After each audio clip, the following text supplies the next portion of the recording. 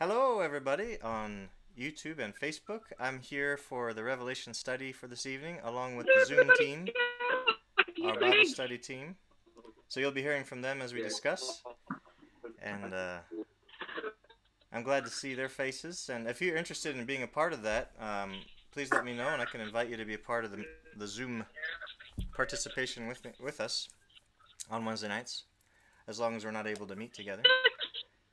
All right. Well, let's pray. We always need to pray, whether we're studying Revelation or not. But it just seems like when you're studying Revelation, you just know how much you need to pray. Am I right? So, as we start, is anyone willing to lead us in that prayer? We're really asking the Father for His wisdom, His insights to understand what to do with this word. Anybody? Sure, I'll pray. Thank you, brother. Heavenly Father, we come to you to study your word, to know who you are, to know who we are meant to be. You are great above all things, Lord, so there's no one to come to for wisdom but you. It's your wisdom we seek. We ask you for discernment and understanding, that what we learn tonight that we may apply to our lives and live it out. I ask for a blessing upon Ryan as he guides us and leads us, that your words may come through him to give us that understanding.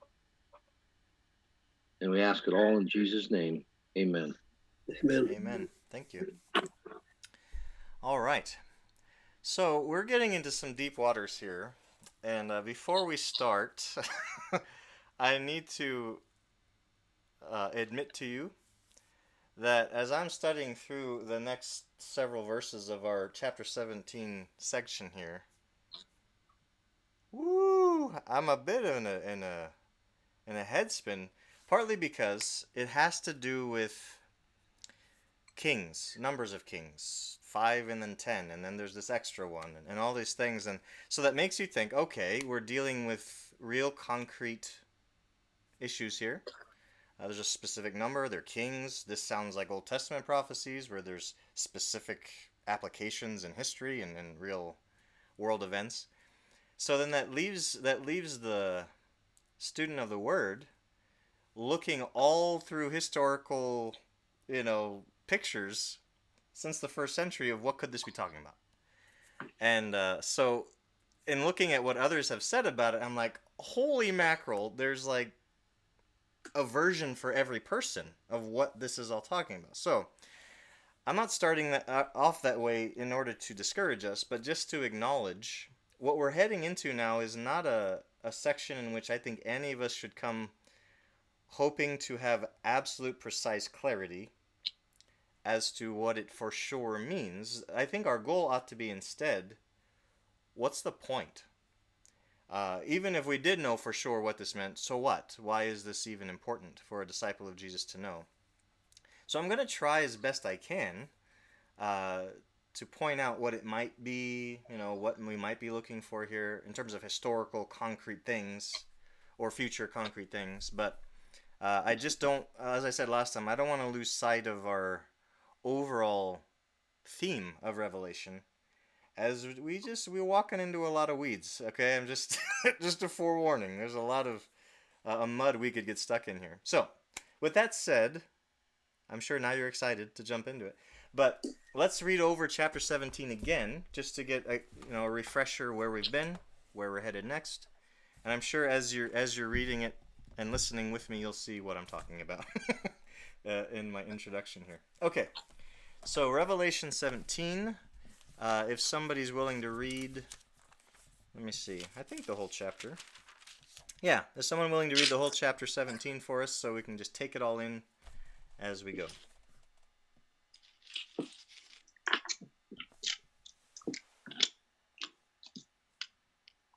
No one? Go ahead now, jump on in. Is that Nancy? Okay, I will, but the dogs may interrupt us. Sorry. Okay, we'll understand. Okay. All of chapter 17, you said? Yes, if you would. One of the seven angels who had poured out the seven bowls came over and spoke to me. Come with me, he said, and I will show you the judgment that is going to come on the great prostitute who sits on many waters. The rulers of the world have had immoral relations with her, and people who belong to this world have been made drunk by the wine of her immorality. So the angel took me in spirit into the wilderness. There I saw a woman sitting on a scarlet beast that had 7 heads and 10 horns, written all over with blasphemies against God. The woman wore purple and scarlet clothing and beautiful jewelry made of gold and precious gems and pearls. She held in her hand a gold goblet full of obscenities and the impurities of her immorality. A mysterious name was written on her forehead: Babylon the Great, mother of all prostitutes and obscenities in the world. I could see that she was drunk with the blood of God's holy people who were witnesses for Jesus. I stared at her, completely amazed. Why are you so amazed? The angel asked. I will tell you the mystery of this woman and of the beast with 7 heads and 10 horns. The beast you saw was alive, but isn't now. And yet he will soon come out of the bottomless pit and go to eternal destruction. And the people who belong to this world, whose names were not written in the book of life from before the world began, will be amazed at the reappearance of this beast who had died. And now this. The 7 heads of the beast represent the 7 hills of the city where this woman rules. They also represent 7 kings. 5 kings have already fallen, the 6th now reigns, and the 7th is yet to come, but his reign will be brief. The scarlet beast that was alive and then died is the 8th king. He is like the other 7, and he too will go to his doom. His 10 horns are 10 kings who have not yet risen to power. They will be appointed to their kingdoms for one brief moment to reign with the beast. They will all agree to give their power and authority to him. Together they will wage war against the Lamb, but the Lamb will defeat them because he is Lord over all lords and King over all kings, and his people are the called and chosen and faithful ones. And the angel said to me, the waters where the prostitute is sitting represent masses of people of every nation and language. The scarlet beast and his 10 horns, which represent 10 kings who will reign with him, all hate the prostitute. They will strip her naked, eat her flesh, and burn her remains with fire. Yikes. For God has put a plan into their minds, a plan that will carry out his purposes. They will mutually agree to give their authority to the scarlet beast, and so the words of God will be fulfilled. And this woman you saw in your vision represents the great city that rules over the kings of the earth. Oh my goodness. So, you see what I'm saying? Yowza. Now, the NLT that Nancy was reading there has some interpretive language there, which could be okay, and we're going to be looking at the language closely to see. So it actually was a little easier to understand, given that reading, because of the way they kind of worded their translation there. So as we're looking at it in the NIV, you can see how it might be seem a little more mysterious what all of this is about. So, where did we leave off? Let's see. We left off at verse 6. Nope. Yeah, we left off basically looking closely at it in verse 6. So to review, in this next part of the vision, one of the 7 angels from the last part of the vision comes forward and offers to show John the verdict. If you remember, that's the word here. The verdict being handed down about the great prostitute who sits by many waters. He doesn't say much about the great prostitute, but what he does say tells you everything you need to know, really, to know why there's a verdict against her. With her, the kings of the earth have committed their immoralities. Again, the word adultery is a little too specific. It's immoralities. And the inhabitants of the earth are intoxicated with the wine of her immoralities. So she is misleading the nations and the peoples of the nations, the rulers and the peoples of the nations. So then we talked about how, like the old covenant prophets, John, especially Ezekiel, John is whisked away in the vision, either by the Holy Spirit or in his own spirit.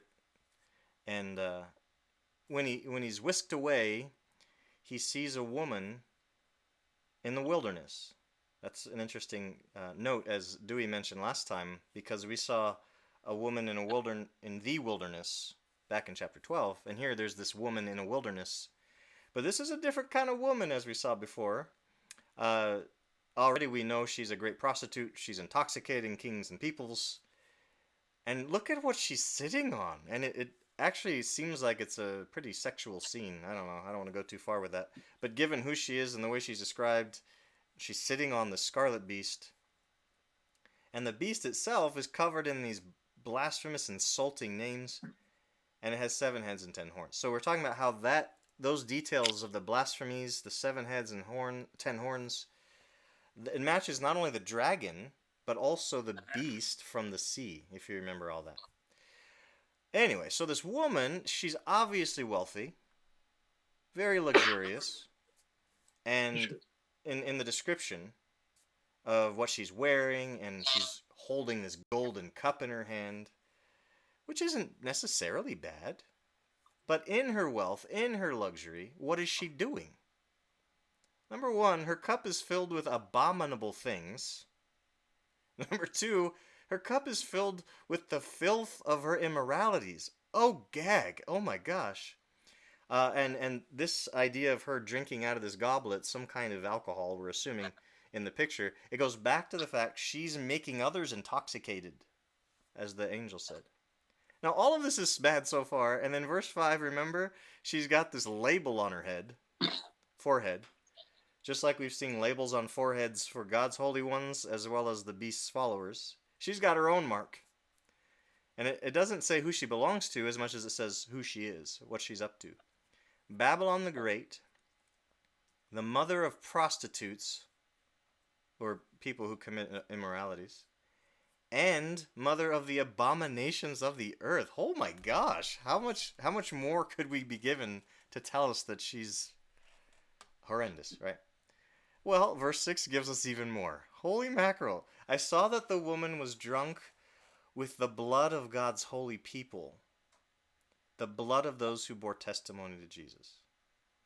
So not only is she living it up and being immoral and just doing awful things, she's also going after the righteous and holy people of God, adding on more and more to her guilt. So when we go back to thinking of what the angel said, you want to see the verdict against her?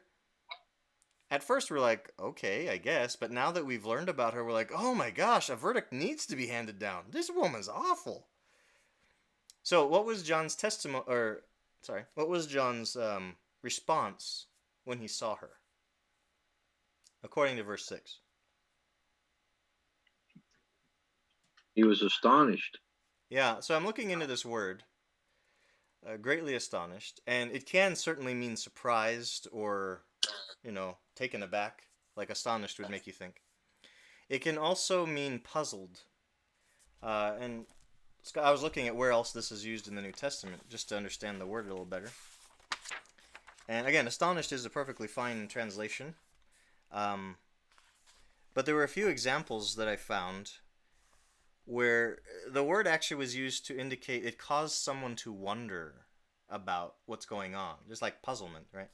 So for instance, in Luke chapter 1, verse 21, I don't know if you remember this, but when Zechariah, the father of John the Baptizer, when he still has no kids, he and his aged wife don't have any kids, it's his turn to go into the temple sanctuary to do his priestly duties. And all the worshipers are outside the sanctuary waiting for him to come back out so that they can carry on with their worship with the priest there. And it says there in Luke chapter 1, verse 21, the people were all wondering what was taking him so long. Why is he taking so long to come out? Well, he was having an interview with an angel, so lay off. Anyway, so they were wondering what's going on here.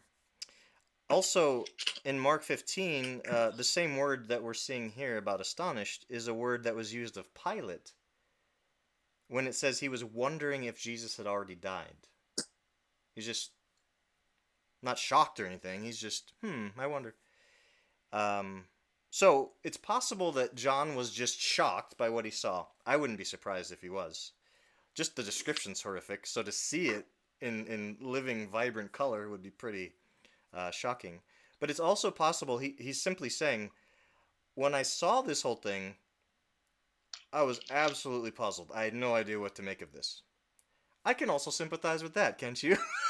Because even as we're reading through it, I'm like, huh? So, seeing it for the first time, trying to take it all in, yeah, I think puzzled is probably a pretty good translation there as well. Now, the translation for puzzled actually fits what the angel says a little better, I think. Because, well, why are you puzzled? I'll explain it to you. Don't be puzzled. I'm here. I'll help you out with this. I think that's kind of the spirit of what the angel was saying. No need to be puzzled. This also matches what Daniel, the prophet, went through back in uh, the visions he was having. He would see these truly astonishing things, these beasts and monsters and all this, but then he would be really bothered and perplexed by what to make of it. So, astonishment and puzzlement, I think, go well together in both Daniel's case, John's case, my case, as someone who's reading it nowadays. Okay, so the angel in verse 7 says, "Why are you astonished or puzzled?" Maybe perplexed is a good word. "I will explain to you the mystery of the woman and of the beast she rides, which has the 7 heads and 10 horns." So let me lay it out for you here, John. Let me tell you what's going on here. Do you remember from our past study in Revelation so far, do you remember what the word mystery means biblically? What do we understand mystery to mean if we read it in the Bible versus like Sherlock Holmes?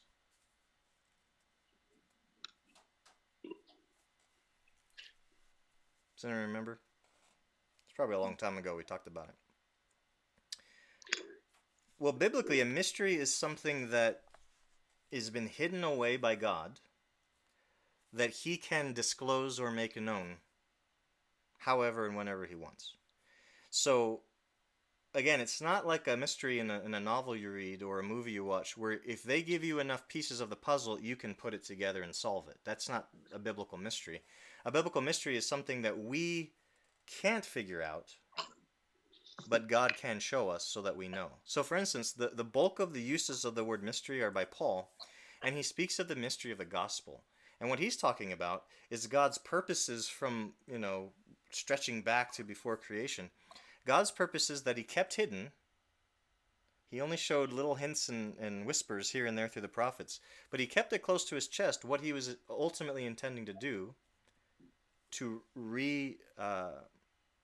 to capture back what had been lost to the enemy, to redeem the peoples of the nations, to recreate all things. All of that mystery of what Jesus would accomplish was made known through the gospel of Jesus. So to Paul and the biblical writers, the mysteries are things that are mysterious to us just because they're God's. They're not ours. But he does make it known to us through his prophets or through his son Jesus. Anyway, so when he says, "I'll explain to you the mystery," that fits very well here too. If the angel doesn't explain it, or if some divine being doesn't explain it, we're just scratching our heads. We have no idea what to make of it. And so I hope that helps you feel better. That if you read through that and you're just like, well, the angel's like, well, yeah, that's how you'd have to be unless I explained it to you. Now, what's really humbling is once he does explain it, to be honest with you, I'm still like, oh, so this is a mystery upon a mystery because even the explanation is a little hard to work through. But we'll do what we can because that's what disciples do. We ask the Father's help and then we give it all the effort we have. All right. Now, before we jump in to the angel's explanation of the pieces of this vision, of the woman and the beast and the heads and horns, I'm wondering if any of you, if you have studied this before, if you've listened to others teach on it before, what is your impression at this moment of what this woman and the beast and the heads and the horns, does anybody have a kind of a picture in their mind already of what it represents, what it means? Before we jump into it together, I just wondered, where are you starting from?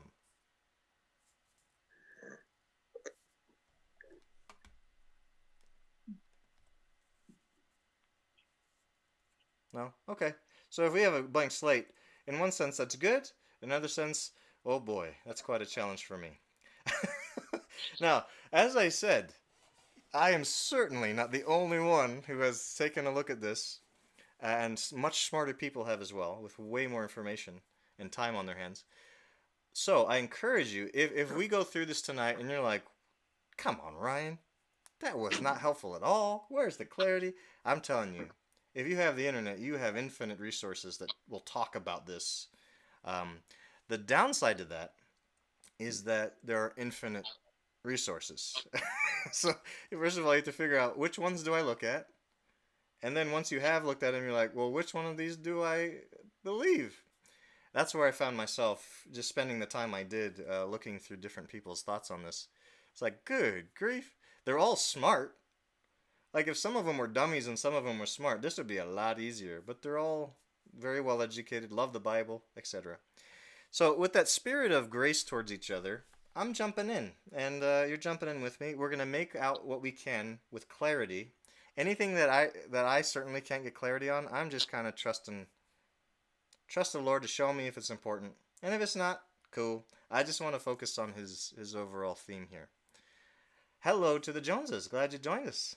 Sorry, I didn't have my Zoom screen up there, so I don't know. I'm sorry if I missed you if you've been here a while. All right, so let's jump on in here. In chapter 17, verse 8, is where the angel's clarification of sorts starts. So he starts by saying in verse 8, the beast. He starts with the beast, even though the woman was what John saw first. He starts with the beast. He says, the beast which you saw once was, now is not, and yet will come up out of the abyss and go to its destruction. Okay, already we're starting off on some weirdness. So this beast that's red or scarlet, that has the 7 heads, 10 horns. We were talking last time of what do we make of this one compared to the beast of the sea back in chapter 12? Is it the same one? Is it a different one? And if it's a different one, why does it share those heads and horns? What's going on with this? Well, what's interesting is at this point of the vision, there is no reference made back to that beast in chapter 12. John doesn't make that reference. He's not like, and then I saw a woman sitting on that beast that I had seen. Or anything. He's like, it's almost like the other beasts weren't brought up before as we talk about this one. So I'm going to do that for now. Just because so far the vision's doing that. I'm going to try to put out of my mind the Revelation 12 beast of the sea. And just see what we can about this beast that's scarlet. And then as we go, we'll try to see, okay, what do we do about whether they're the same or not? So what do we know about this beast?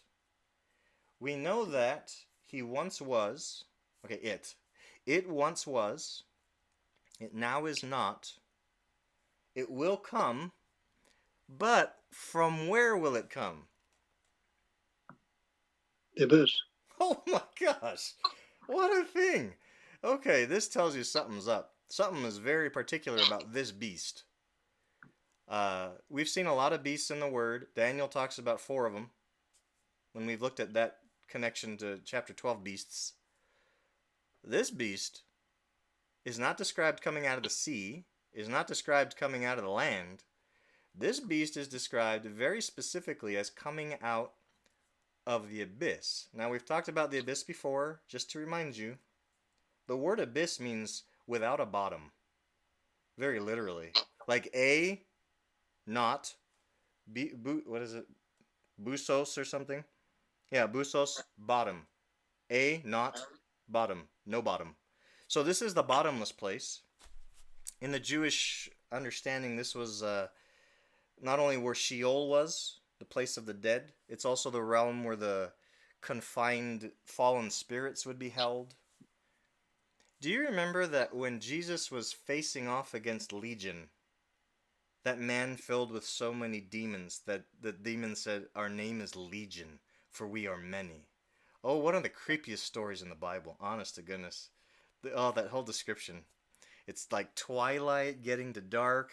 Jesus gets off of the shore, and from the tombs, a man with chains hanging off him runs at Jesus, screaming. Oh, so horrific, the whole thing. But the best part is, this horror movie has the demon-possessed powerhouse of a supernaturally strong man falling down in front of Jesus. Yes, he did. And as Jesus talks to this demon-possessed person, full of so many demons, it says that the demons begged Jesus. Did you catch that? This multitudinous demon army is begging this one lowly Jewish peasant not to send them into the abyss. Every time I get to that story, I'm like, man, who do I follow? Are you kidding me? So apparently Jesus had the authority then, certainly does now, to cast these fallen or unclean spirits into the bottomless place. And they knew it, and they were terrified that he would. In fact, something seems to indicate they had it in their minds that maybe he should have. Like, that was appropriate. And they're like, please don't, please don't. And that reminds me of what other demons said to Jesus. Have you come to torture us before the appointed time? As if they knew a time's coming when that's our destination. But come on, I thought we had more time before that. So anyway, the other reference to the abyss is, besides in Revelation, is in Romans 10:7. And in that case, Paul is using the word abyss, where in the Hebrew it used the word sea, which is interesting to me. But I do think that that is a fair comparison, because to the ancient person, the sea was basically the bottomless place. No one's deep sea diving in ancient anywhere. So, anywho, so the abyss is this bottomless place. This is from where this beast is going to emerge in the future. Do you remember a beast coming out of an abyss anywhere in our studies so far in Revelation? Does that ring a bell? Have we seen a beast from the abyss before? Yeah. Can't remember where. It came up once. It was kind of just walk right by it kind of statement. Now in chapter 12, there was a beast from the sea and there was a beast from the land. But in chapter 11, there was a reference to a beast coming up out of the abyss. This is in the description of the two witnesses, or the two prophets, if you remember that. Back in chapter 11. So if you're watching on YouTube, I'm going to go here on the Bible Gateway website. I'm going to go to chapter 11. So at the beginning of chapter 11, we read the description of these two powerful prophets and witnesses to God and his Christ. They're untouchable by their enemies, if you remember. In fact, anyone who tries to come against them, they will spew fire from their mouth and consume their enemies. Oh my gosh. They're unleashing plagues of any kind they want on the earth, on the wicked of the earth, which is why the people of the earth hate them and seem to rejoice when they're finally dead. Now, how did they finally die if they're able to destroy all their enemies with fire from their mouth? Well, in Revelation 11 verse 7, we find out. And notice it's not until they finish their testimony. So just like Jesus, they were untouchable until they were done with their work. And then it was time for them to be defeated, so to speak. Or at least appear to be defeated. So in 11:7 it says, now when they had finished their testimony, the beast that comes up from the abyss will attack them and overpower them and kill them. That word, I can't remember which of those two words, probably overpower. It means conquer, just like we've been seeing the word conquer all the way throughout, overcome. So back here in 11:7 is the only other time in our study so far where we've seen a reference to a beast coming up out of the abyss. So on the timeline, it seems like what we saw back in chapter 11 is kind of ahead of what we're seeing here in chapter 17, which is one reason why studying Revelation confuses a lot of people. Like, wait, where are we now in the story of things? All right. So if what we're seeing now in chapter 17 is that beast that came up out of the abyss back in chapter 11 to take out the two prophets, that's important to have in mind. That seems to be what the beast will be doing eventually, in the vision at least. Okay. So he once was, now is not, and will come up out of the abyss. Honestly, we don't know what to do with this yet. We'll just take it for what it's worth. But before we move on from this, I'm wondering if you caught what I did about the language of the angel about this beast. Does it remind you of anything else we've seen in the Revelation? Once was, now is not, will come. What does that remind you of?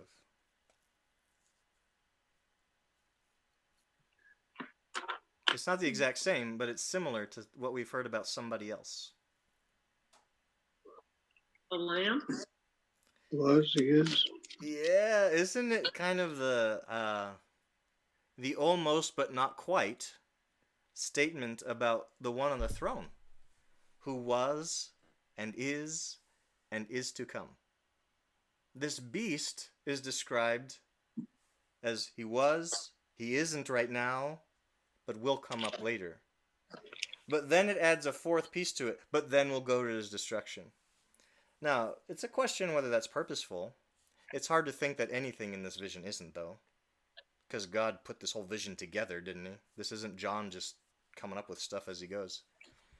So the fact that this beast is described that way, I think, is another piece of our puzzle of the theme of Revelation, which is all of these earthly and spiritual powers that are against God and his people seem so powerful. They seem so overwhelming. They even killed off, this beast even kills off the two prophets, for goodness sake. But they never can be like the one on the throne. Even descriptions that come close, they aren't. So this beast was in the past, will be in the future, but right now isn't. And to me, that's such a beautiful reminder all the way through this vision, that no matter how fierce and how whoa these images are, we always get these little reminders. But it's nothing like chapter 4. It's nothing like chapter 5, where we were in the presence of the king and his lamb, and they get the worship of the cosmos, right? And the one who was and is to come. He's the Alpha and the Omega. These things are all just deltas, or all the middle letters. God is the one at the beginning, at the end of all this. In fact, this beast isn't an Omega, because what's the ultimate fate of this beast according to the angel? It's going to go to its destruction. So, thank God, we can't really know much about what it means yet in the vision, in terms of was, isn't, and will be, but we do know it's not God. It is not a good competitor against the one on the throne. Thank God. All right, so moving on from that description, what else do we know? The inhabitants of the earth, whose names have not been written in the Lamb's book of life from the creation of the world, will be astonished, same word that we saw before, will be astonished when they see the beast. Why? Now, back in chapter 12, what had really astonished the peoples of the inhabitants of the earth about that sea beast was that it had a mortal wound, and yet it was alive. That was like, whoa, who's like the beast? Who can go against the beast? Now, in this case, this beast, what is it that astonishes the peoples of the earth, or the inhabitants of the earth, about this beast? That it died. He died. Yeah. Now, that was the language of the NLT, right? Yeah. One of the reasons I wanted to point that out about the NLT is that is an interpretation of what these words mean. It more literally says, it once was, now is not, and yet will come. Now, certainly death, being alive, is certainly one of the ways you could interpret that.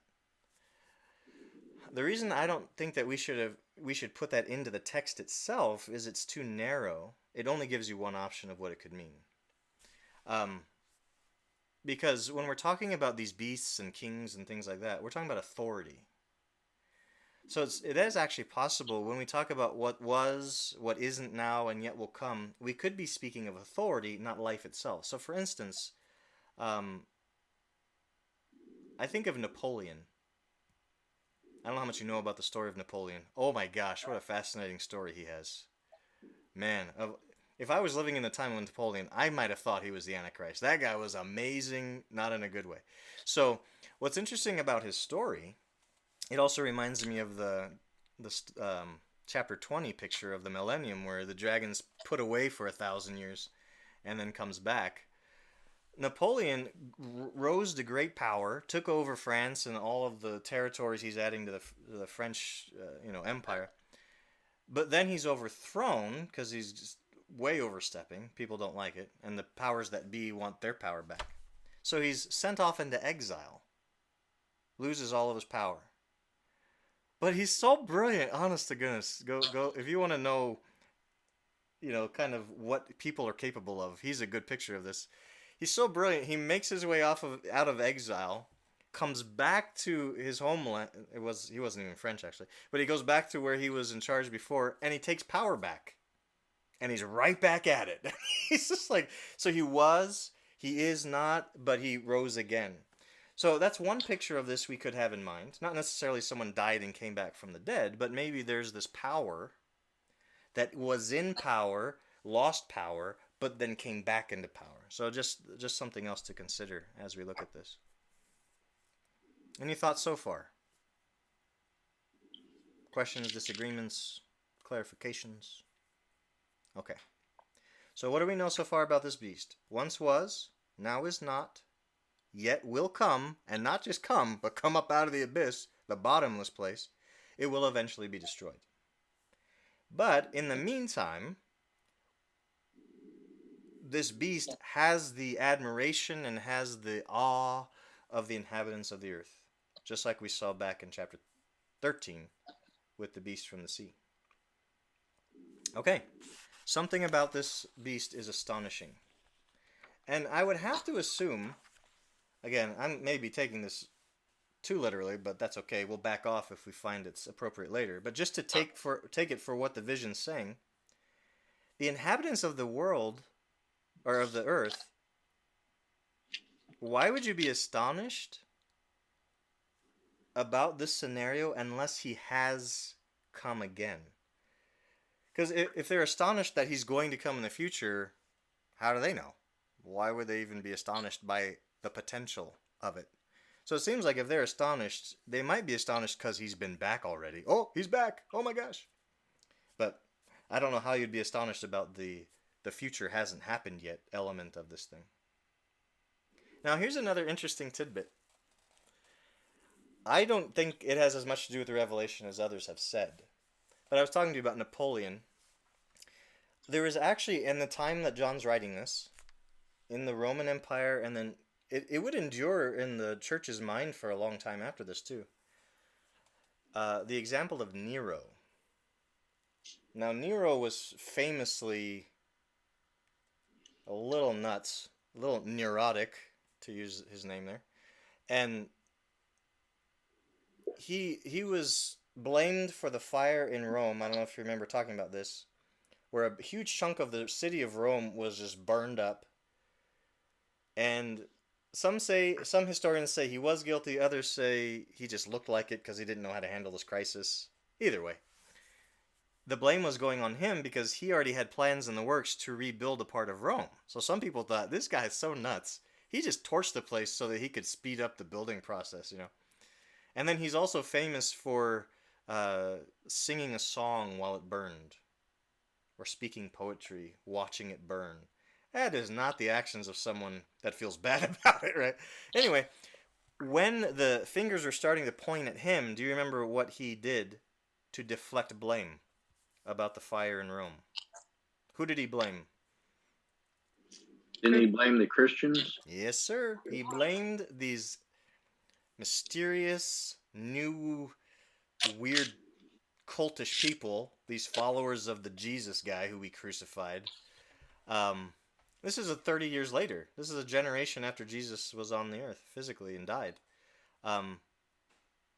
So they're still kind of new to the empire, and they were a good, easy target because most people thought they were weirdos anyway. They didn't really like them. So around the city of Rome specifically, Nero launches this horrendous persecution against the Christians, even to the point where we have historical statements that he would put them in animal skins, throw them into the arena, and let wild animals maul them to death. He, again, it's reported. It's reported that he put them on stakes, lit them on fire to be torches for his events for people in his gardens or whatever. And it's just mad. It's crazy. Well, anyway, he was very powerful.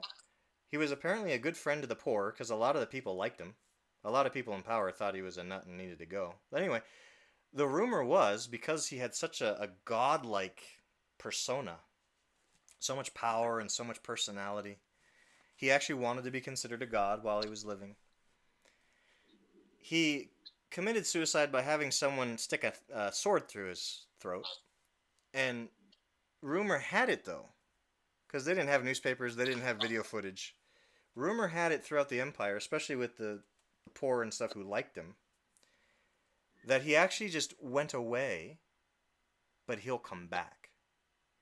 Either he died and will come back from the dead because they thought of him as godlike, or he escaped, but he'll come back and he'll rule us again. Now, that wasn't not a bad thing to them. To them, that was great. It was almost like a King Arthur thing. There's also a legend about King Arthur, that he went away, he'll come back from Avalon to rule again. So, this whole idea, just bring this up to say, when the ancients would talk about a power, whether an individual or an empire, that had power, lost it, but will be back again, this probably wasn't totally cryptic to them. They're like, oh yeah, that happens, or we think that might happen. So this is something the angel said, though. I was looking at some commentaries, and they're saying, well, John's writing this probably has the Nero thing in mind. So when he writes that it was, it isn't, it will be, he's talking about Nero. My problem with that is, John's not writing this out of his own prejudices or his own suspicions of what's going to go on with Nero. If it's true that he's receiving a divine vision, it doesn't matter what John was thinking, it doesn't matter what the early church was thinking, it doesn't matter what the Romans were thinking about Nero. The question is, what is God saying is going to happen? So I don't buy that this is about Nero, because he never came back. And since this is a vision from God, it can't be about something false. So, anyway, just some things to think about as we read about a beast that was and is not and yet will come from the depths of the bottomless place. All right. So going to verse 9. This calls for a mind of wisdom. Let me change here on YouTube for you. This calls for a mind of wisdom. Now, we've seen this kind of language before. Before we get to his main point, just wanted to remind you. What the angel actually said was more like, here is the mind of wisdom. So it's kind of interesting. I'm sure there's a good linguistic reason they do it. But it's kind of interesting that the NIV and others use the idea of God is calling people to have a mind of wisdom, when actually the angel says very literally, here is the mind of wisdom. So he did this 3 other times. I don't know if you remember. When talking about the number of the beast that people were getting on their foreheads in chapter 13, verse 18, the message was the same there. This is the mind of wisdom. And then talked about what the number of the beast is. It's the number of his name, 666. And twice we've had it said, chapter 13, verse 10, and chapter 14, verse 12, this is the patient endurance of the holy ones, or this calls for the patient endurance of the holy ones. So we've seen this kind of language before. But he says, this is the mind of wisdom. The 7 heads of this beast are 7 hills on which the woman sits. Oh, clue number 1. Could this help us understand what the heck is going on here? Well, as I'm diving in, trying to do my own research and then checking it with others have said, maybe. This is one of those steps along the journey where I'm like, oh, maybe we're on to something, and then someone else brings something up. I'm like, oh, well, maybe not. So let me share with you what I found. what kind of the pushback against that was, and you can, of course, think through it for yourself. So what immediately can come to mind when you're studying this, as soon as you hear 7 hills upon which someone's sitting, and if this someone is a woman that represents a city like Babylon, a city on 7 hills, Rome. Rome is famously known as the city on 7 hills. In the ancient world, it was known as that. Today, it's known as that. But wouldn't you know, if you were to Google this, city on 7 hills, you'd have a link to Wikipedia, and they have a list by like region of the world of cities that are built on 7 hills. I'm like, why is this a thing? Like, what in the world are all these cities built, even in America? Cities built on 7 hills. Okay. Now, Byzantium, I don't know how much of the history of all this you're familiar with, but when the Roman Empire kind of crumbled apart into pieces, because they couldn't hold back the barbarians for long, and so the barbarians swoop in, the Roman Empire is kind of collapsing in the east, or the west. So in the east, they had kind of split it into 2 parts for a while. The western one fell, and in the east you have Byzantium, the kind of the western arm of Rome that continues for a while. That would become known as the Holy Roman Empire under Charlemagne, starting that. Anyway, their headquarters, instead of Rome in Italy, was Byzantium. Right now that's Istanbul. When they were setting up this new city to be kind of the parallel of Rome in the east, they purposely looked for a place with 7 hills so they could build Byzantium on the 7 hills just like the Rome was. So okay, that makes sense, that's all good. But then someone said Babylon was built on 7 hills, and I was like, oh, well, we're talking about Babylon. Check it out. But something about that didn't sound right. I'd never heard that before. So I'm going and looking at some sources about the city of Babylon, ancient Babylon. And wouldn't you know it, it was built on a plain, just like the Tower of Babel we talk about, built on the plain of Shinar. Built on a plain, with the river running through it. I'm like, how dare they?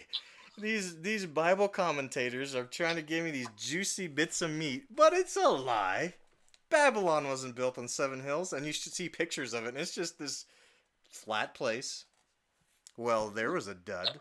So this is why I have to be careful. Check the sources.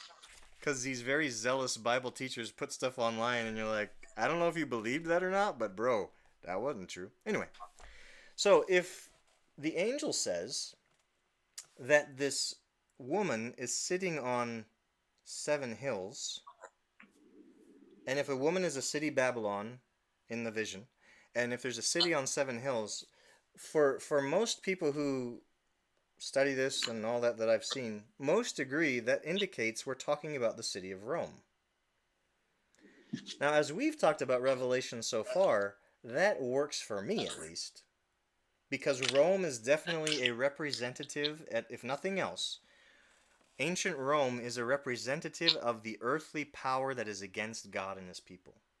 Like, there's no doubt about that. That's pretty clear. In fact, why is John on the island of Patmos when he writes this? Who put him there? Rome, right?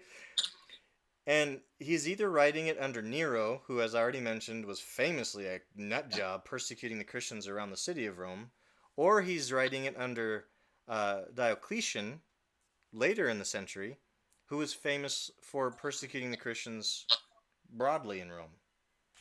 So, yeah, Rome as a persecutor of God's people, being godless and pagan, totally, no question. But then, when you get to the next verse, we find out what else the 7 heads represent. What other meaning do the 7 heads have according to verse 10? 7 kings. Okay. Now, the reason I say but, when I talk about the 7 hills thing, there was one, seemed very well educated, learned author I was reading, that said actually the translation here could be misleading, because here was his proposed reading of this. this is the mind of wisdom. The 7 heads are 7 hills on which the woman sits, which are also 7 kings. So what he was saying is, don't read this as actual hills that a city is built on. Read this as the hills represent kings. So basically, forget about the hills, he would say.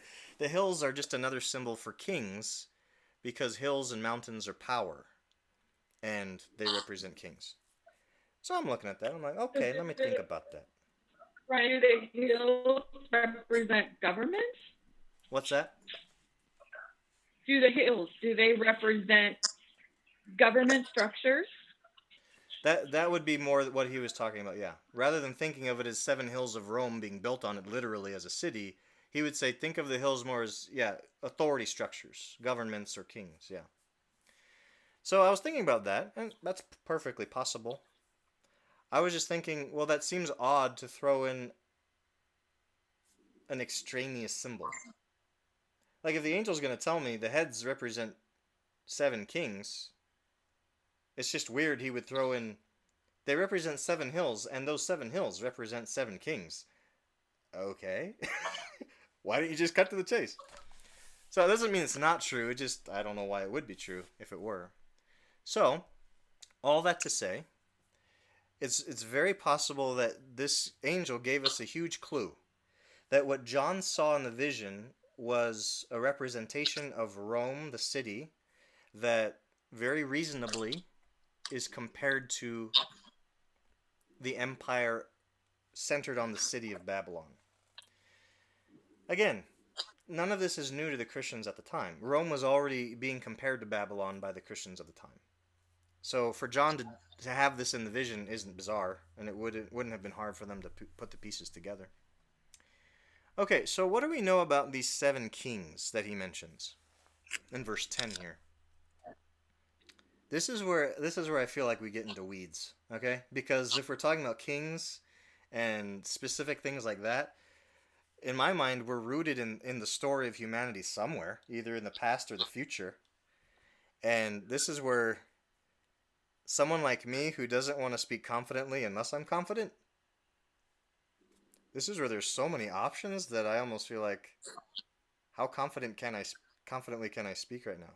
So that's why I'm saying I'm going to kind of go over with you my process, ask you to contribute your own if you've thought about this at all, just so we know what our options are. I am not nearly confident enough about what is absolutely the case to pretend like I am. So sorry if you're looking for absolute answers tonight on this stuff. I love the word too much to pretend like I could do that tonight. Okay, so let's take the clues as we're given. Of these 7 kings, these 7 heads represent on this horrific beast, 5 of the kings have fallen. 1 is currently, the other has not yet come. However, what we know is when that 7th one comes, it'll only be in charge for a little while. That's good to know. So here's an important interpretive question. Now, you're a disciple of Jesus. You're studying his word. This is one of those things we have to be clear on anytime we read any text like this. When we're looking at the past, present, and future tense in this statement, who is the anchor of what's past, present, and future? Is it us reading it tonight? Please no. However, what is the most natural thing for us to do when we're reading it? To make ourselves the anchor of what's past, present, and future. Because I'm in the present. So if I read the words, 1 is, I'm thinking, oh, 1 is right now.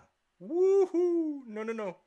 This is where context and all that in Bible study is so crucial. Who is hearing these words from the angel? Not me, in the year 2020, in central Pennsylvania. The one hearing these words from the angel is John on the island of Patmos in the year 65 or 95 or somewhere, depending on how you view that. So when John's receiving the vision, is our anchor to past, present, and future. Is everybody okay with that assumption? That's how we have to operate? Now, if that's true, that's helpful. Because when the angel's speaking to John on that island of Patmos or wherever he's been taken in the spirit, in this wilderness where the woman is, by that time, 5 kings have fallen. At that time, one is. And from his vantage point, one isn't yet, but when they do show up, it'll be for a little while. Now, if we're going to hold to that, that means this does seem to be anchored in the past. Well, until you get to the 7th one. Now, this is why, this way to read it, is why a lot of interpreters take what they call the preterist view, which speaks of it's already accomplished, a lot of this. Because if John's hearing it as 5 are gone already, there's one right now, and one is still coming, that would mean that by the time John wrote it, you're already at the 6th king. Well, shoot. If you're seeing these as end days kings, that's weird. Why would it be written this way? So let me ask you this. If this is future, if this is end of days description here, the symbol, what is your anchor for the present? When would you know that the 6th king is? How could you tell? You're always going to assume it's your generation. But the problem is, we're 2,000 years into this thing. If any generation has thought that up till now, they've been wrong. So if I read it as, well, the signs of the times seem to be coming together, it seems like Jesus is going to be back real soon, so we must be the now of 1710. One king now is. But how do I know if the one king is now? Because I don't have an anchor for now. Do you see what I'm saying? When is the present tense of 1710 if not John? If it is in the last days, I'll never know when that is. That's my problem with it. Anywho, so let's stick to that assumption for now, and then we can kind of explore others if you have some in mind. Let's say it is John on Patmos in the Roman Empire, 1st century. If that's true, could this statement make sense? That's what I'm investigating. Okay, could the angel's words make any sense at all if we're talking about Rome of the 1st century from John's vantage point? So I have this list of Caesars that these waters get a little muddy too, because you're like, well, what do we mean by king? Okay, because the Roman Republic was a republic up until Augustus kind of became emperor, but in name it was still a republic, so people will talk about that.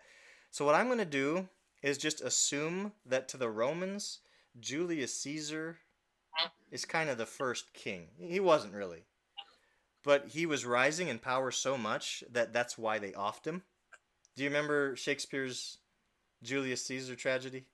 Do you remember why et tu, Brute? Why did that happen? Why did they assault him in the chamber of the Senate with so many senators stabbing him to death?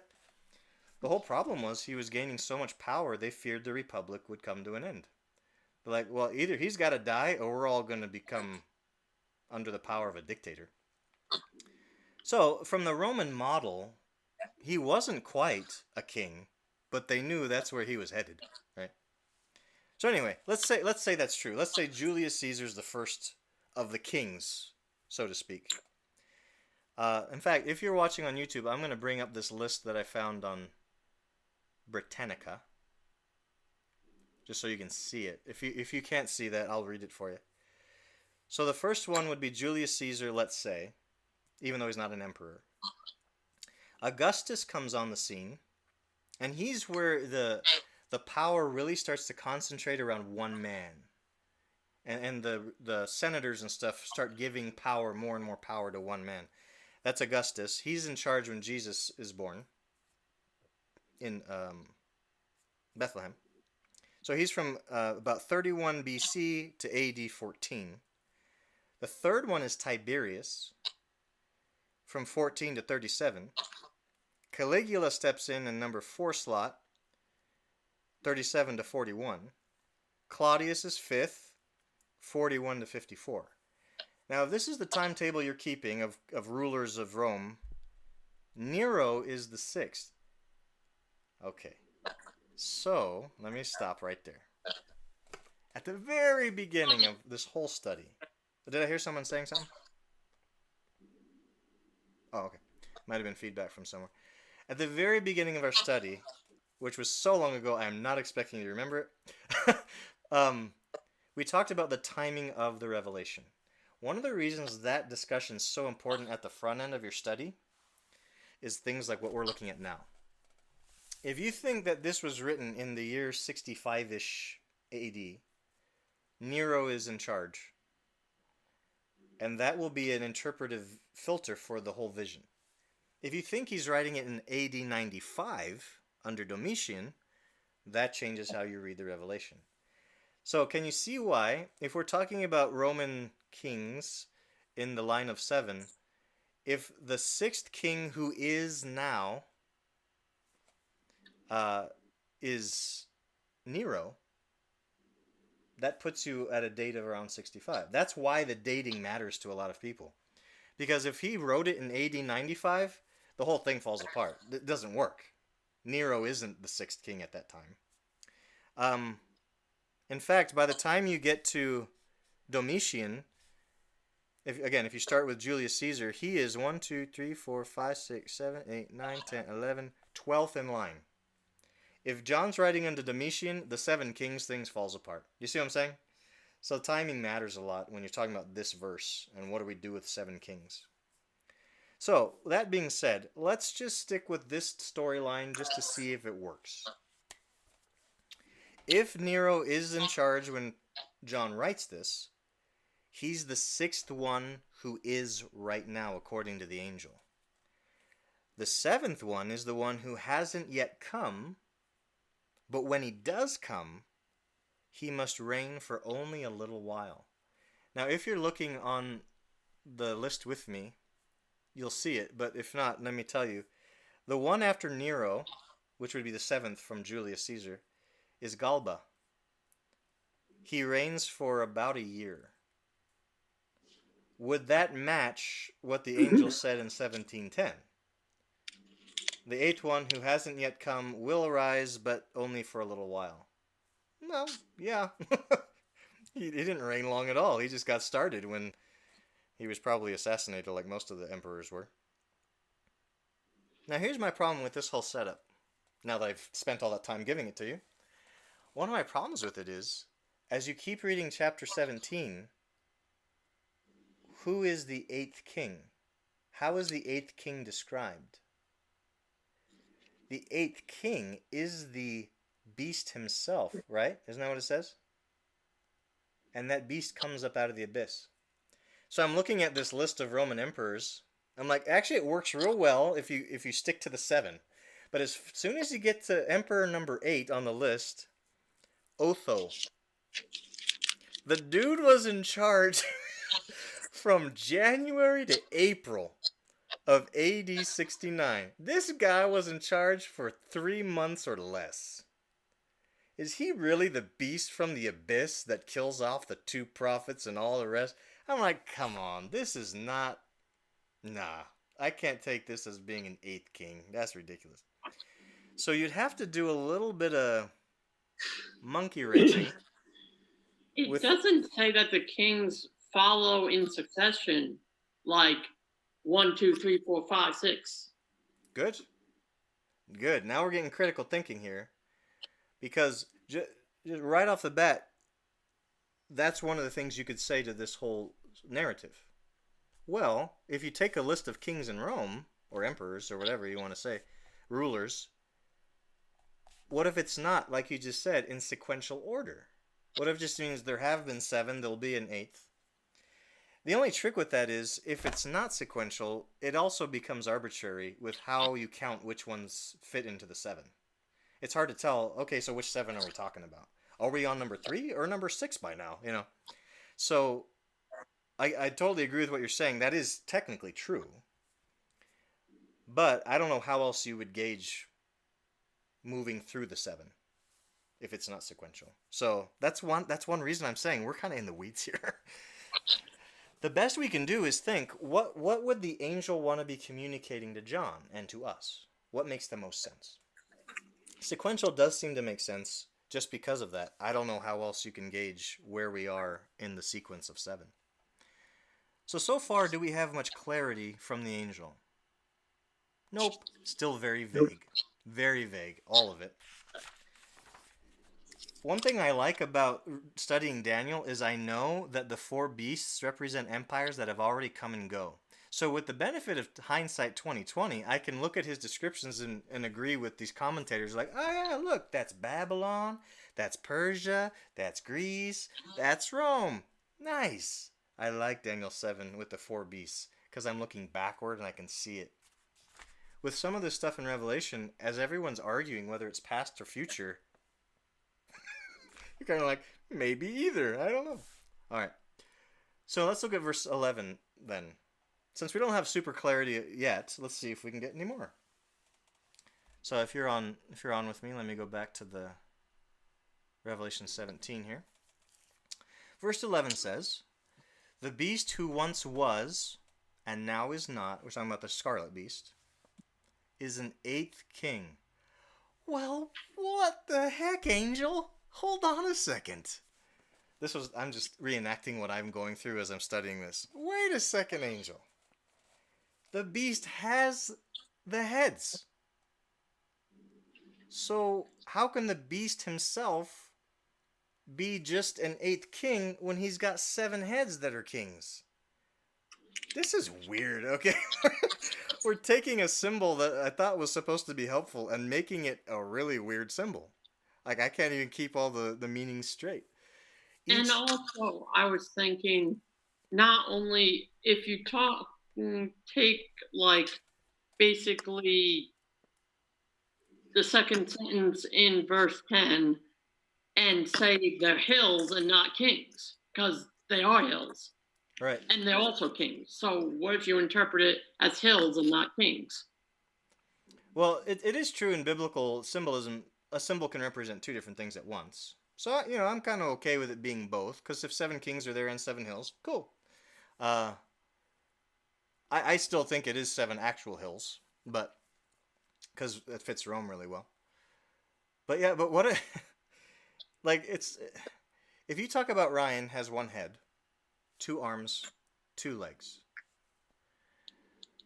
that means that all of it comprises me, right? So to me, it's super strange to say that the beast has 7 heads, but that the beast itself is an 8th thing. What are you talking about?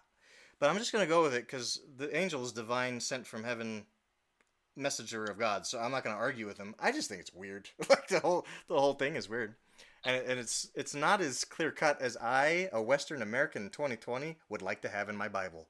But what does that matter? I didn't write it, and it wasn't written to me. Okay. Ryan, before we move on, though, if I say 5 hills have fallen, 1 hill is, and the other one has not yet come. Oh, I see what you're saying. When the hill comes, he must remain for a little while. Okay. You're exact. Okay, I didn't understand you there. You're exactly right that the description of the fallen, the present, and to come is very specifically about kings. Yes, I entirely agree with that. He moved on from the hills thing. He just dropped that bomb about 7 hills being, the city built on 7 hills, and then he's like, now let's talk about kings, because there's 7 of those too. So yeah, okay, sorry, I wasn't clear on what you were saying before. Yeah, the description we're seeing is purely about the kings, for sure. As a separate item. So there's an 8th king. The beast itself represents this 8th king, even though it's got 7 heads that are other kings. Fair enough. Cool. We'll take it for what it's worth. But notice what it says. Where am I?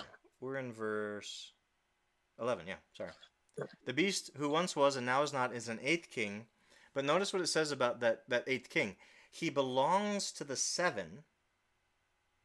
Okay. The 7 other kings. And is going to his destruction.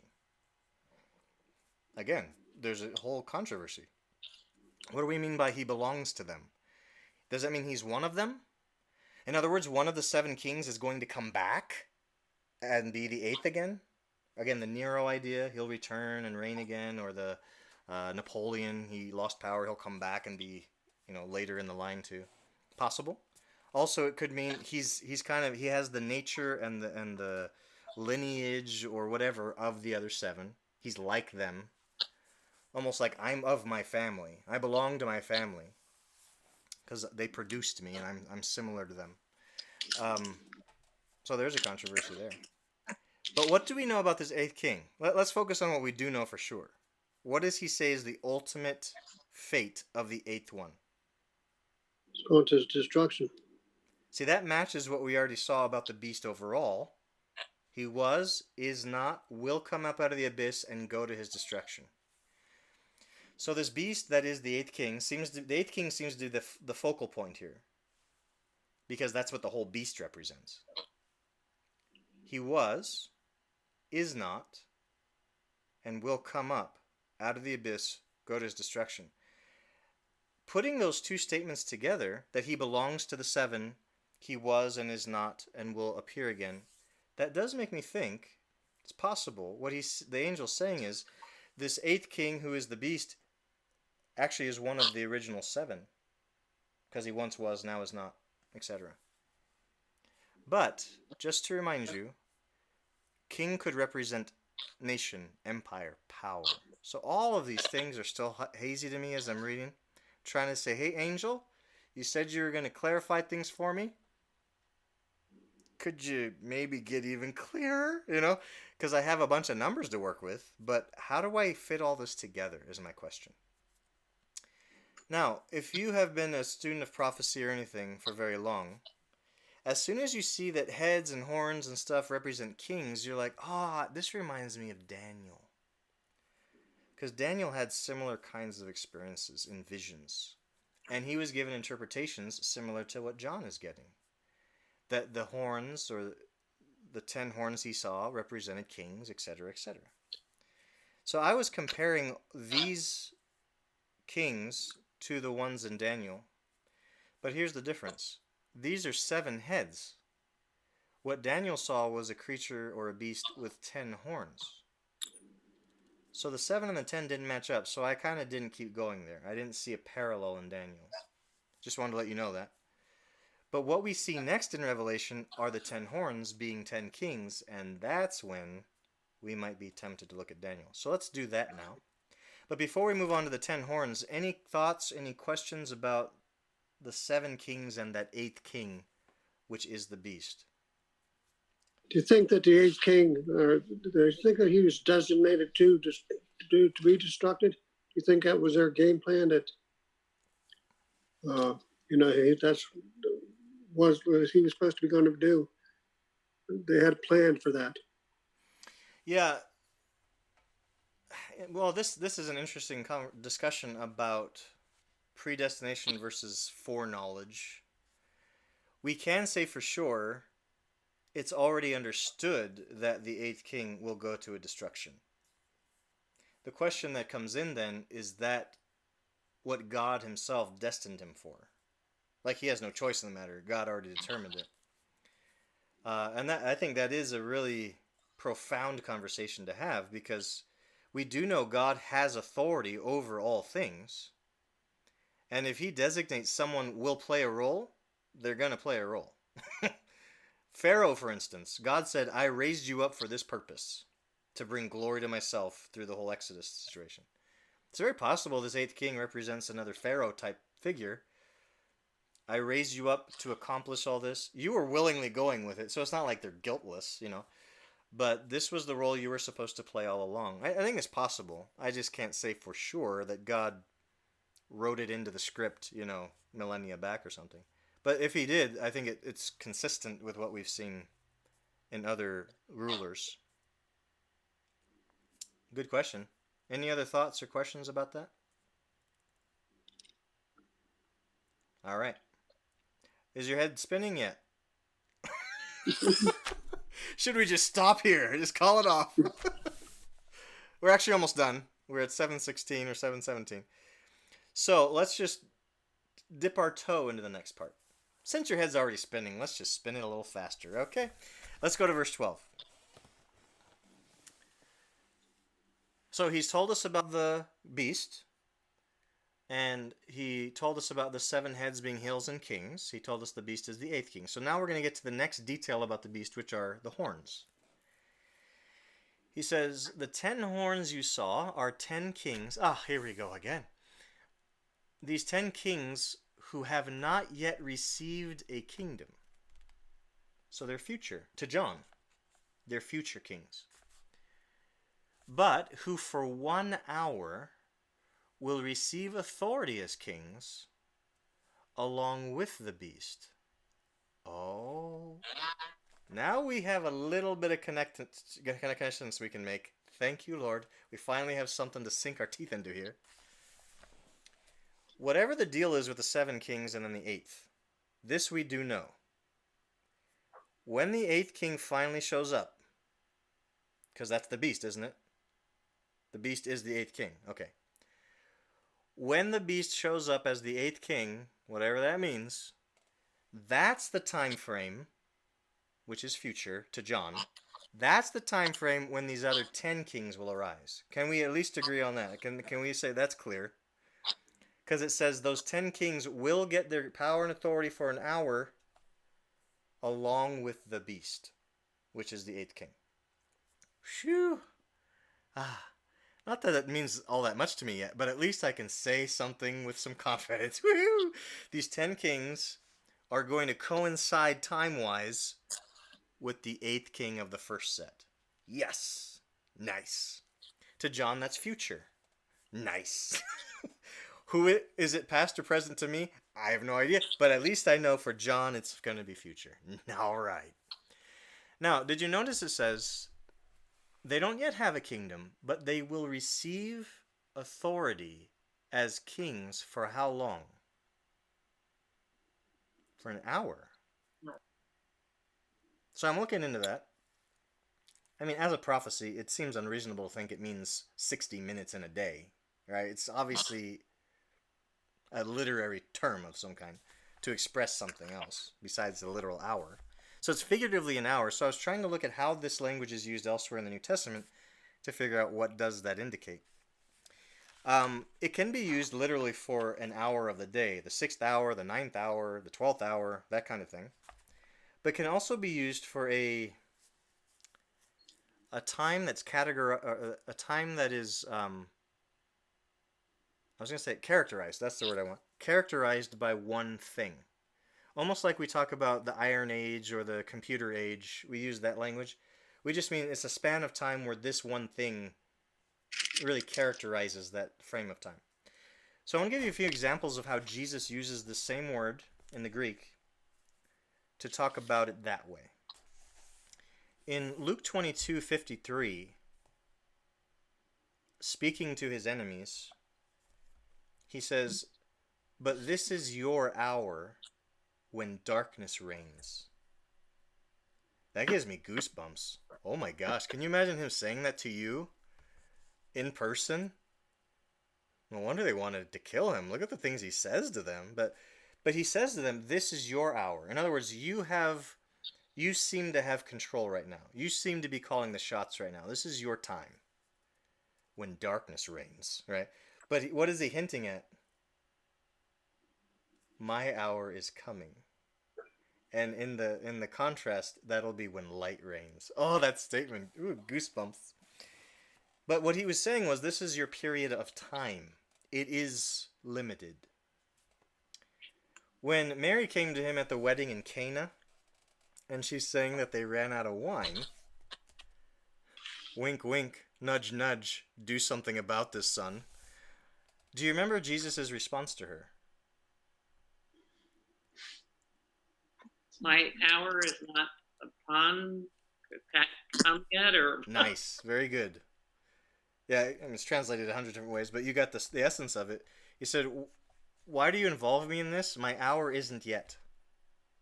It's not my time to do this kind of thing yet, Mom." He called her woman, which wasn't disrespectful for them to say, but I won't say that to my mom. Woman? But anyways, he says, why are you bringing me into this? My hour hasn't yet come. Like, I have a time to do things. This isn't it yet. Did he relent for his mama? he relented for his mama. And that, according to John, that was his first sign that he performed. When he's speaking to the Samaritan lady in John 4 at the well, whole scandalous scene there. When he speaks to her,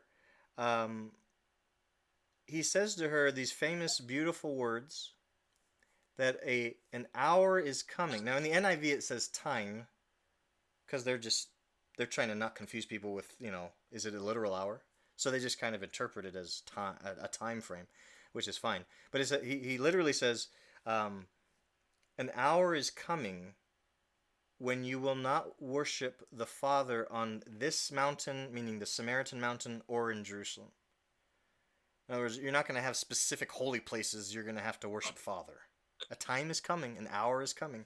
He then follows up by saying, an hour is coming and has already come when true worshipers will worship in spirit and in truth. So clearly he's not like, there is a 60-minute chunk of time coming when this is going to be true, and once that hour's over, we're back to where it was. Obviously, no. He's talking about a span of time characterized by one thing. He said the same thing about his return to raise the dead.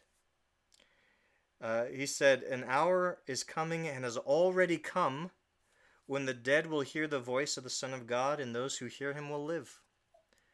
Already in his mortal life, he's doing that, but he said an hour's coming when that's going to happen in a bigger way, where he talks about all the dead hearing him. One more example. There was a bunch, but he was speaking of John the Baptizer, and he said, you, meaning his enemies, you chose for an hour to enjoy John's light. Meaning, you turned on him. There was this slice of time where you were willing to go with him, but then you turned on him and you wouldn't listen to him anymore. Again, light and darkness playing in there. So, all that to say, when it says that they will receive it for an hour, we don't know if that means a super short time, just to be honest with the language here.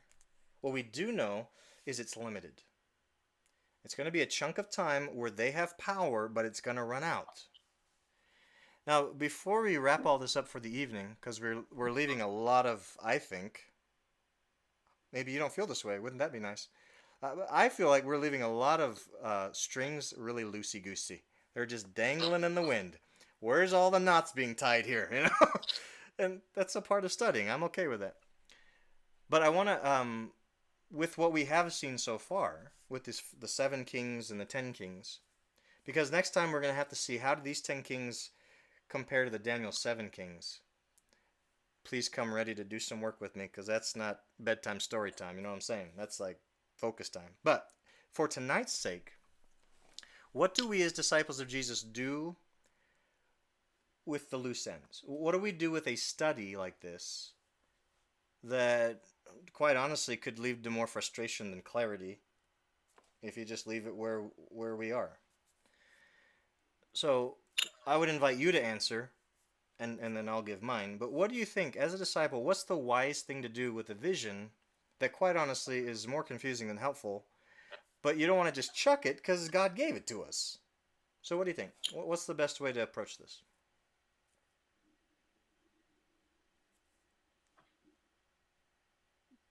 I see Sue talking, but you're muted.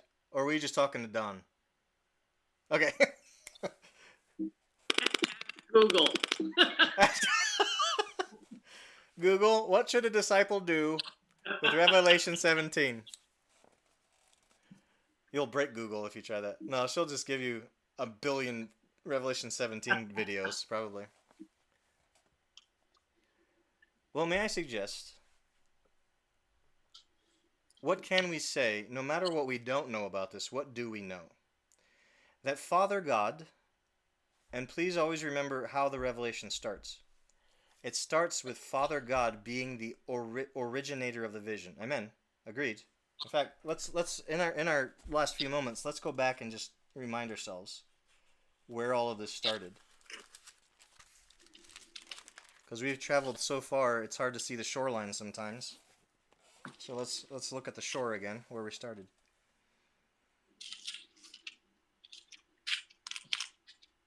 Oh, if you are looking online on YouTube, let me go back to that verse with you. Let's go to Revelation 1. Okay.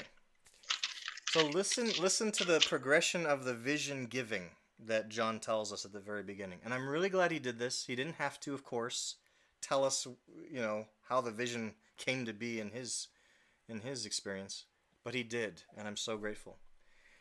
In Revelation 1:1, he says that the revelation from Jesus Christ, which God gave him. So far there's two persons in the lineup. God's first in the lineup, gives it to Jesus Christ. And he gave it to Jesus Christ to show his servants what must soon take place. So he made it known, meaning Jesus did, by sending his angel to his servant John. So God gives it to Jesus, meaning the Father. The Father gives it to Jesus. Jesus gives it to his angel, the messenger. And then the messenger of Jesus gives it to John. John then broadcasts it to the churches. So God is the origin point of this vision, of this revelation. Hand it off to Jesus, hand it off to the angel, hand it off to John, now given to the churches. Okay. That being true, it's clearly important. It's not something we can say, well, this is hard. Let's just go over to Psalms and enjoy some lovely poetry, or Jesus and watch him do miracles, or Paul, and, well, he's hard too. No, if it's from God, specifically given so the churches could have it, may I never be so arrogant as to say, I know better than God. This isn't all that important after all. Are you kidding me? That's why we're spending years on it, by the way, brothers and sisters. It's not because I get my giggles by wrestling through Revelation, though I do enjoy it. It's nothing to do with that. It's God specifically went through this whole process so we would have it, right? So that being the case, I always have to go back to the question, why? Why did Father want us to have this? It's not because he wants us to be confused. The word revelation or apocalypse means unveiling. It means the opening of what was closed, the revealing of what was concealed. So clearly his goal in the revelation is not to conceal and confuse. Okay.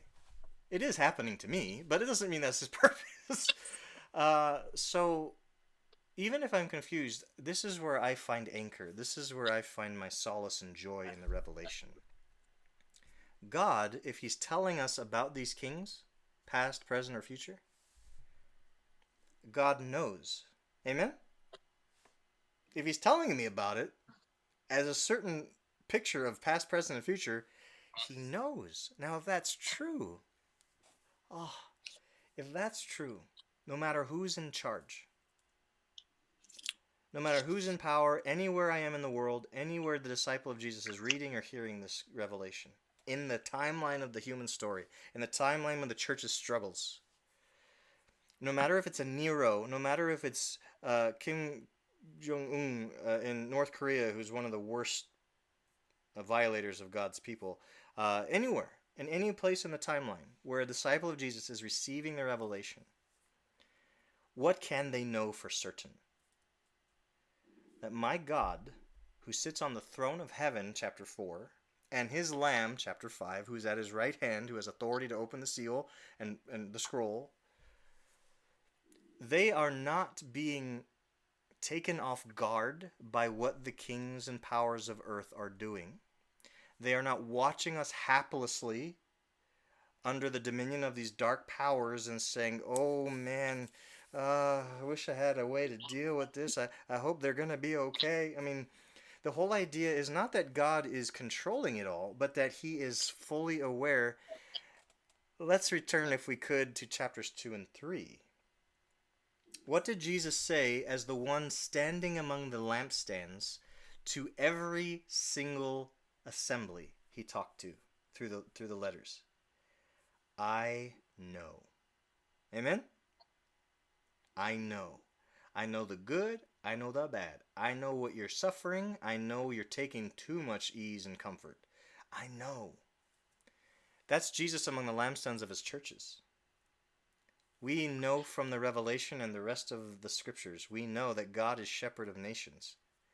which means as God steps into the lampstands, if you want, of the nations, though I probably wouldn't say lampstands because light is not the picture we'd probably use for this, but as he steps into the gathering of the nations and the rulers of the nations, every one of them he talks to, he could say, I know. I know. I know the just things you're doing. I know the unjust things you're doing. I know the ways you're serving with integrity. I know the ways that you're being a dirty dog. I know.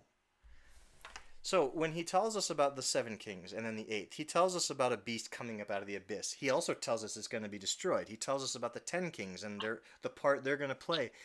My encouragement to you is to remember there's nothing going on in our world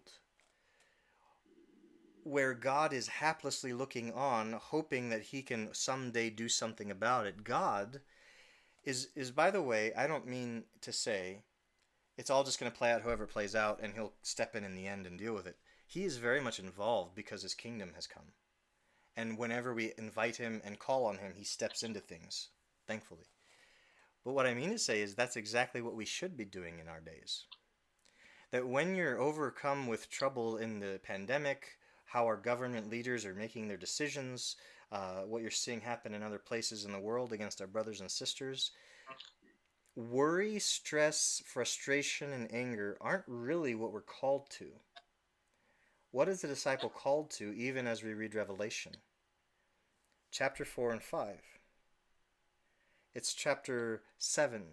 It's chapter, 10. It's the altar of incense. It's the multitude before the throne, where the God of nations, the God who's King of kings and Lord of lords, as is his Son, chapter 19, he's tattooed with that. Yes, Jesus is tattooed with the reminder, I am the King of all the kings, and I am the Lord of all the lords. I govern all the governors. I love it. I appealed to him. Now what that means is the church can be powerful in the world, not with how large a protest group we can create, not to say that any of that's wrong, not with all the petitions we can create, not to say that any of that's wrong. Our greatest power source is actually coming to appeal to the King of all kings, the governor of all governors on the throne of heaven, because isn't it true that true and just are his ways? If that's the case, he's interested in truth and justice in this world. So I just want to remind you, all of these kings and governors and rulers, they're going to disappear. They have their time for an hour, however long that hour is. But the one who's Alpha and Omega, who was and is to come, he's the one we can always appeal to. And he'll always listen, and he's ready to act. Amen. So, anyways, just wanted to just share that because I needed to remind myself of that. Because by the time I got through 5, 6, 7, 8 king, 10 kings, I'm like, oh, forget it. I'm skipping all of this. And he's like, no, hang in there with me. You need to have this, but just remember where you started. Look back to the shoreline. So I hope that encourages you. All right. Well, I do have this to say before we end. If you stick with this with me, it will make more sense, I promise. But I do admit, I'm with you. This chunk we just looked at, woo, looks like a whirlpool. Not sure how to get through this one. All right. Well, let me say goodnight to the folks streaming, and then if you'll hang in there with me, Zoom folks, we can say goodnight together. Thank you all for watching, and if I didn't say hello to you when you said hello to me, I apologize. Jamie, I noticed you said hello to you. And goodbye to everyone on YouTube. We love you, and we'll see you next time. May God keep you till then.